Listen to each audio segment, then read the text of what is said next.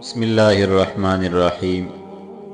جس وقت آپ حلب میں پہنچے تو یقنا اور اس کی فوج کو دیکھا کہ انہوں نے شہر کا محاصرہ کر رکھا ہے اور باشندگان شہر کے قتل کی درفے ہے۔ یقنا نے یہاں پہنچ کر اہل حلب سے کہا کہ کم بختو، تم نے اپنی جان بچانے کے لیے عربوں سے معاہدہ کر لیا ہے اور ہمارے مقابلے میں تم ان کے مددگار اور معاون بن گئے ہو۔ انہوں نے کہا، واقعی ہم نے ایسا کیا ہے کیونکہ وہ ایک منصور قوم ہے۔ اس نے کہا، بدبختو، مسیح علیہ السلام تمہارے کام سے خوش نہ ہوگے۔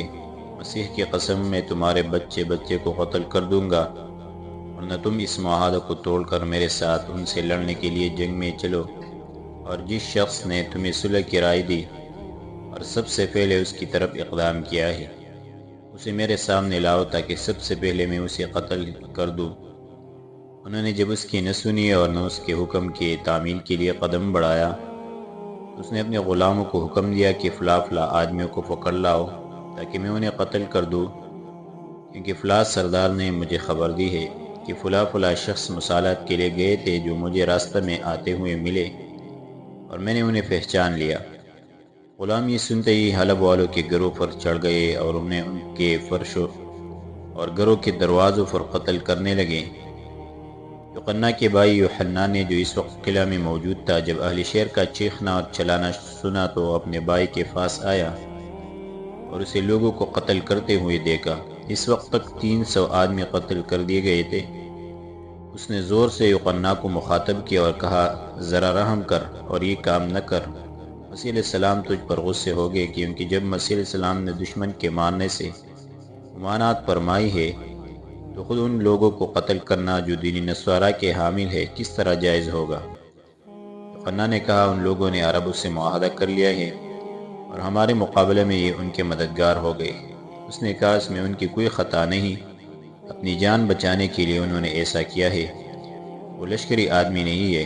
مسیح کی قسم، عرب ہمیشہ تجھ پر قابض رہے گے، کیونکہ ان کے ساتھ ایک ایسا شخص ہے ان کی پشپناہی کر رہا ہے جو تجھ سے قصاص لینا چاہتا ہے۔ یوحنا نے کہا، مسیح علیہ السلام تجھے قتل کریں گے جیسا کہ تو ان بے گناہوں کو قتل کر رہا ہے۔ یوحنا نے کہا، صلیب کی قسم، میں ان میں سے ایک آدمی کو بھی زندہ نہیں چھوڑوں گا، اور معلوم ہوتا ہے کہ تو نے ہی ان کو صلح کی رائے دی تھی، اس لیے سب سے پہلے تیرا کام میں بھی تمام کر دینا چاہیے۔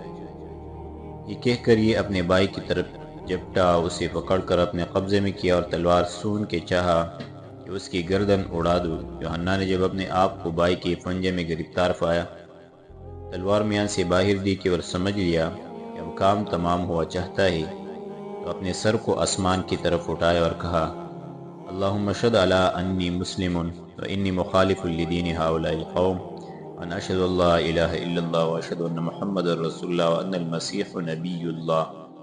الہ العالمین، آپ اس بات پر گواہ رہیے کہ میں مسلمان ہوں اور اس قوم کے دین کا مخالف، اور میں گواہی دیتا ہوں کہ لا الہ الا اللہ محمد رسول اللہ، اور یہ کہ مسیح علیہ السلام اللہ تبارک و تعالیٰ کے نبی ہے۔ اس کے بعد اپنے بھائی سے کہا، اب جو کچھ کرنا چاہتا ہے کر گزر، اگر تو نے مجھے قتل کر دیا تو میں سیدھا جنت النعیم میں پہنچوں گا۔ یوحنا پر اس کا اسلام لانا سخت گراں گزرا۔ نیز اہل شہر کی مصالحت اور مسلمانوں کے خوف نے اسے اور چوکنا کر دیا، اور اس نے طیش میں آ کے اپنے بھائی کی اس زور سے تلوار ماری کہ اس کے جسم سے اس کا سر دور جا کر گرا۔ اللہ پاک تبارک و تعالیٰ یوحنا کے روح پر رحمت فرمائے۔ یوحنا کی شہادت کے بعد یوحنا پھر اہل شہر کی طرف متوجہ ہوا۔ باشندگان حلب پر یاد کرتے تھے اور یہ نہیں سنتا تھا، سوال کرتے تھے اور یہ جواب نہیں دیتا تھا، اور نہ ان کے قتل سے ہی ہاتھ روکتا تھا۔ آخر شور و غوغا کی آوازیں بلند ہوئی اور چیخ و پکار سے تمام شہر کی فضا گونج اٹھی۔ یوحنا کے لشکر نے ہر چار طرف سے شہر کو گھیر رکھا تھا، اور اہل حلب اپنی زندگی سے بالکل مایوس ہو چکے تھے کہ دفعتاً رحمت ان پر نازل ہوئی اور ان کی کمک کو اسلام کا لشکر پہنچ گیا۔ دور سے اسلامی پرچم لہراتے ہوئے دکھلائی دیے اور بہادران اسلام اور دلیران نظام توحید کے نعرے لگاتے ہوئے نشان کے چاروں طرف نظر آئے۔ مجاہد اعظم حضرت خالد بن ولید رضی اللہ عنہ لشکر کے آگے آگے تھے، اور قائد اکرم حضرت عبیدہ بن جراح رضی اللہ عنہ ایک جہت میں۔ حضرت خالد بن ولید رضی اللہ عنہ نے اہل حلب کے شورغل اور رونے پیٹنے کو دیکھ کر اور سن کر حضرت عبیدہ بن جراح رضی اللہ عنہ سے کہا، ایھا الامیر، خدا کی قسم آپ کی ذمہ داری اور صلح کے لوگ جیسا کہ آپ نے ذکر فرمایا تھا ہلاک ہو گئے۔ یہ کہہ کر آپ نے گھوڑے کو ڈانٹ پھیلائی، ممیز کیا، نشان ہاتھ میں لے کر آگے بڑھے اور حملہ کر دیا۔ مشرکین کے لشکر میں پہنچ کر شیر کی طرح گونجے اور للکار کر فرمائے، مشرکو ہمارے معاہدین کے پاس سے بھاگ جاؤ۔ پھر نیزہ ہاتھ میں لیا اور نہایت پھرتی سے اپنے کام میں مشغول ہو گئے۔ اسلام کے دوسرے بہادروں نے بھی آپ کے ساتھ تلوار میاسی نکالی اور اللہ اکبر کے نعروں کے ساتھ مشرکین پر پھول پڑے۔ یوحنا یہ حال دیکھ قلعے کی طرف بھاگا اور اس کے سردار بھی اس کے ساتھ ہی فرار ہو گئے۔ حضرت محسن بن عطار رضی اللہ عنہ کہتے ہیں کہ جنگ حلب کے روز جب اللہ تبارک و تعالی نے مشرکین کے قتل سے اہل حلب کو فنا دی تو حضرت عبید بن جراح رضی اللہ عنہ کا رنج و قلق دور ہوا۔ رومی اہل حلب کے پاس سے بھاگ کر دو گروہوں میں منقسم ہو گئے۔ ایک گروہ نے قلعہ میں بھاگ کر فنا لی اور دوسرے نے جنگل میں پہنچ کر، مگر جو قلعہ میں پہنچ گئے تھے وہ بچ گئے اور جو جنگل میں فنا گزیر ہوئے تھے وہ مجاہدین کی تلواروں کی پیاس بجھانے کے کام آئے۔ ہمارے مقتول معاہدین کی تعداد 300 تھی اور ہم نے یوحنا کی 3000 آدمی کو تحقیق کر دیا۔ یہ ایک عجیب واقعہ تھا جس سے مسلمان بہت خوش ہوئے۔ جب قتل ہونے والے قتل ہو چکے اور شہر میں اللہ تبارک و تعالی نے امن امان قائم کر دیا تو اہل حلب نے حضرت عبید بن جراح سے یوحنا کا اپنے بھائی کو مار ڈالنے کا واقعہ نیز اپنا تمام قصہ بیان کر دیا۔ وقید رحمۃ اللہ علیہ کہتے ہیں کہ جب یوحنا مسلمانوں کی آبدار تلواروں کے سامنے سے بھاگ کر قلعہ میں چلا گیا تو اس نے قلعہ پر منجنیقے سے لگوائے ہتھیاروں اور آلات حصار سے اسے مستحکم و مضبوط کیا اور دیواروں پر اسلحہ چڑھائے اور لڑائی کے لیے بالکل تیار ہو گیا۔ اہل حلب 40 سردار گرفتار کر کے مسلمانوں کے لشکر میں لائے۔ حضرت عبید بن جراح رضی اللہ عنہ نے دریافت فرمایا کہ انہیں تم نے کیوں قید کیا ہے؟ انہوں نے کہا یوحنا کے آدمی ہے جو بھاگ کر ہمارے پاس آ چھپے ہیں۔ ہم نے مناسب نہ سمجھا کہ جناب سے انہیں چھپائے رکھے کیونکہ یہ ہماری صلح میں داخل نہیں ہے۔ آپ نے ان پر اسلام پیش کیا۔ 7 آدمیوں نے اسے قبول کیا اور باقیوں نے انکار کر دیا۔ ان کی گردنیں آپ کے حکم کے موافق مار دی گئی۔ آپ نے اہل حلب سے فرمایا تم نے اپنی صلح میں ہمارے ساتھ خیرخواہی کا برتاؤ کیا ہے، تم بھی انشاءاللہ العزیز بہت جلدی ہمارا رویہ اور طریقہ ایسا دیکھو گے کہ تم اس سے خوش ہو جاؤ گے۔ اب تمہارا اور ہمارا حال یکساں ہے، جو ہمارے لیے ہے وہ تمہارے لیے اور جو ہمارے واسطے ہے وہ تمہارے واسطے۔ تمہارے اس سردار نے چونکہ بھاگ کر قلعے میں پناہ لی ہے، اس لیے اگر تم کوئی ایسا پوشیدہ راستہ یا چور دروازے جانتے ہو کہ ہم اس کے ذریعے سے قلعہ میں پہنچ کر اس سے لڑے تو بتلا دو۔ اگر اللہ پاک تبارک و تعالی نے ہمیں اس پر فتح دی تو اس مال غنیمت میں سے جو ہم تمہاری اس قوم سے لوٹیں گے تمہارے اس عمدہ اور جمیل کام کی عوض میں تمہیں بھی حصہ دیں گے۔ انہوں نے کہا یا الامیر واللہ ہم ایسا کوئی راستہ نہیں جانتے، کیونکہ یوحنا نے قلعہ کے راستوں کو بند، اس کی سڑکوں کو منقطع اور اس کے چور دروازوں کو پیچ در پیچ کر دیا ہے، جن کی ہمیں خبر نہیں ہے۔ ہاں اگر اس کا بھائی یوحنا زندہ ہوتا تو آپ کے لیے اس کا فتح کرنا بہت آسان کام تھا۔ آپ نے فرمایا اس پر کیا گزری؟ انہوں نے جو کچھ اس پر گزری تھی بیان کی اور کہا کہ وہ آسمان کی طرف ہاتھ اٹھانے کے بعد مسلمان ہو گیا تھا اور ہم اس کے ان کلموں کے سوا جو اس کی زبان سے نکلے تھے نہیں سمجھے۔ ماضی آخر میں اس نے یہ کہا تھا کہ باری الہ میں گواہی دیتا ہوں کہ آپ کے سوا کوئی معبود نہیں۔ عیسیٰ علیہ السلام کے بندے اور رسول ہے اور محمد صلی اللہ علیہ وسلم بھی آپ کے بندے اور رسول ہے، جن پر آپ نے انبیاء علیہ السلام کا سلسلہ ختم فرما دیا ہے اور آپ نے ان کو سید المرسلین بنایا ہے اور ان کا دین تمام ادیان سے ارفع و اعلیٰ ہے۔ اس کے بعد اپنے بھائی کو خطاب کر کے کہا تھا اب جو کچھ تجھے کرنا ہے کر گزر، اور جب وہ مسلمان ہو گیا تھا تو یوحنا نے اسے قتل کر دیا تھا۔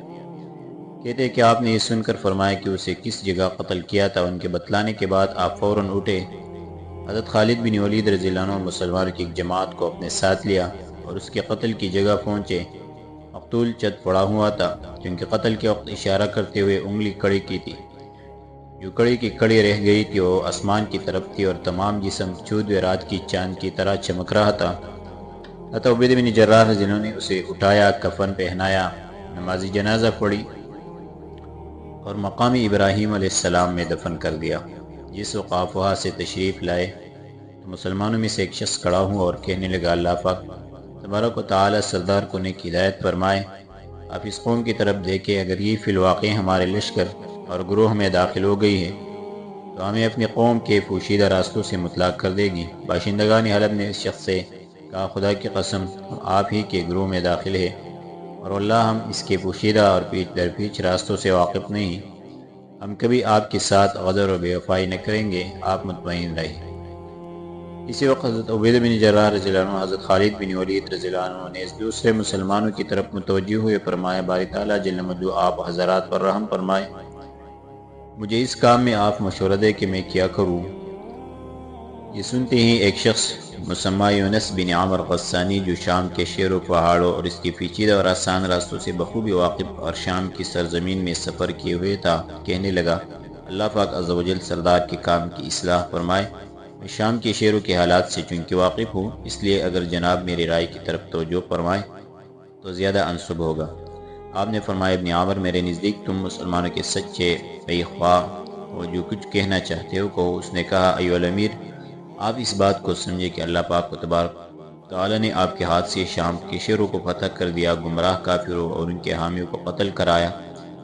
اب جو شام کی باقی ماندہ فوج ہے وہ پہاڑوں کی گھاٹیوں کے پیچھے ہے، جن میں جانے آنے کے لیے درمیان میں دریں، تنگ و تاریک راہیں، دشوار گزرا راستے اور ویران جنگل پڑتے ہیں۔ چونکہ اللہ تبارک و تعالی نے رومیوں کو متعدد جگہ شکست دے دی، اس لیے ان کی دل خوفناک اور دہشت زدہ ہے، جنہیں مسلمانوں سے لڑنے کی جگت باقی نہیں رہی۔ لہٰذا آپ اس قلعہ کا محاصرہ کر لے اور دستے اس کے اطراف و جوانب میں روانہ کرے کہ وہ دوسرے شہروں کو تاخت و تاراج کرتے رہیں۔ قلعہ والوں کے پاس اتنی رسد اور سامان خوردنوش نہیں ہے کہ وہ کچھ دن اس میں رہ کر گزارا کر سکیں، انشاءاللہ کھولنے پر مجبور ہوگی۔ خالد بن ولید رضی اللہ عنہ یہ سن کر ہنسے اور فرمایا، خدا کی قسم رائے تو یہی ہے، مگر میں آپ کو ایک اور مشورہ دیتا ہوں، وہ یہ کہ آپ ہمیں لے کر قلعہ کی طرف چلے اور حملہ کر دیجیے۔ ممکن ہے کہ باری تعالیٰ جل مجدہ اسے ابھی فتح کرا دیں، کیونکہ اگر محاصرہ نے طول پکڑا تو مجھے اس بات کا خوف ہے کہ رومیوں کا لشکر اگر دوسری طرف سے آ کے ہم پر حملہ آور ہو گیا تو اس طرح وہ ہمارے اور قلعہ کے مابین حائل ہو جائے گا۔ حضرت عبیدہ بن جراح رضی اللہ عنہ نے فرمایا، ابو سلیمان، تم نے واقعی مشورہ ٹھیک اور عمدہ دیا اور سچی بات کہی۔ اس کے بعد آپ نے قلعہ پر حملے کرنے کا حکم دے دیا۔ سوار گھوڑوں سے کود کر اور لوگ کپڑے اتار اور ہلکے ہو کے قلعہ کی طرف بھاگے۔ غلام اور آقا باہم مل گئے، قبیلے اپنی اپنی بڑائی بیان کرنے لگے، ہر جماعت اور گروہ اپنے اپنے فخر میں مست ہو گئی، ہر ایک اپنا اپنا نسب ظاہر کرنے لگا اور ایک نے دوسرے کو اشعار سے جواب دینا شروع کیا۔ اس کے بعد کیا ہوا انشاءاللہ آگے درس میں ذکر